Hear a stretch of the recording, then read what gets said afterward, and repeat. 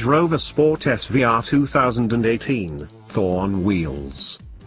It's interesting to think that the closest Land Rover ever got to making a performance rally a few decades ago was if the owner took their own car to Overfinch in the aftermarket scene.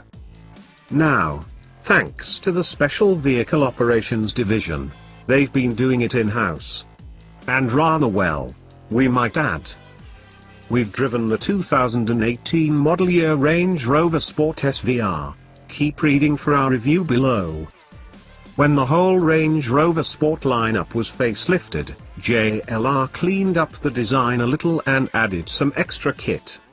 But JLR's SVO division managed to squeeze even more power out of the 5.0-litre supercharged V8 in the SVR, namely 24 bhp and 14 pounds-foot. That meant a drop in the sprint time by 0.3 seconds to 4.3 seconds and 12 miles per hour added to the top speed.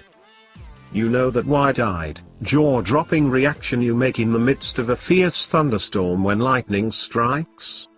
It feels, and indeed sounds, just like that, when it's in dynamic mode, anyway.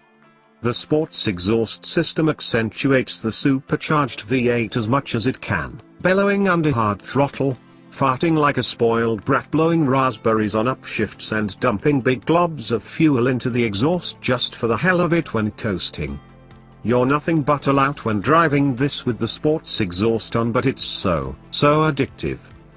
It's even more pleasing to know that there's a whopping lump of power that doesn't give up the ghost until the SVR's scintillating 7,000 revolutions per minute redline, either.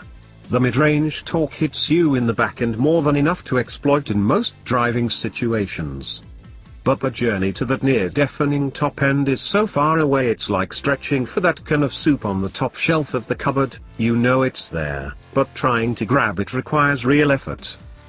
When you do reach it, the SVR is mind-bendingly quick, almost like it's ripping up the road from underneath when at full whack. The 4.3 seconds 0 to 62 miles per hour launch time is enough to give 718 Caymans, Mustang V8s and more besides a clean pair of heels. It's not a Porsche Cayenne Turbo around the bends, but not that far off. Even if this is the fire-breathing model, the Range Rover Sport is still built for wafty comfort rather than out-and-out dynamics. Switch it to dynamic mode and there's admirable body control without ruining the ride. A weighty steering rack that's smooth but borders on feeling overly artificial, and all-wheel drive that will pull you out of almost any hard corner situation. It doesn't shrink around you in that cliched way, but does a fairly solid job of scrubbing off a few hundred kilos of that rather heady curb weight. Stronger brakes, maybe even carbon ceramics, would be useful for those who like to drive it hard. Mind. It can, yes, but this thing is likely to do as much off-roading as Hamilton's F1 car. There's comfort for regular road use, dynamic for the full-bore sports setup, and eco mode that feels about as effective as pouring a bucket of water onto an oil rig fire, and a version of Land Rover's terrain response system that features wet, rocky, sandy and muddy settings for when the going gets rough. There's also a trailer stability assist system, hill descent control and low traction launch control, too.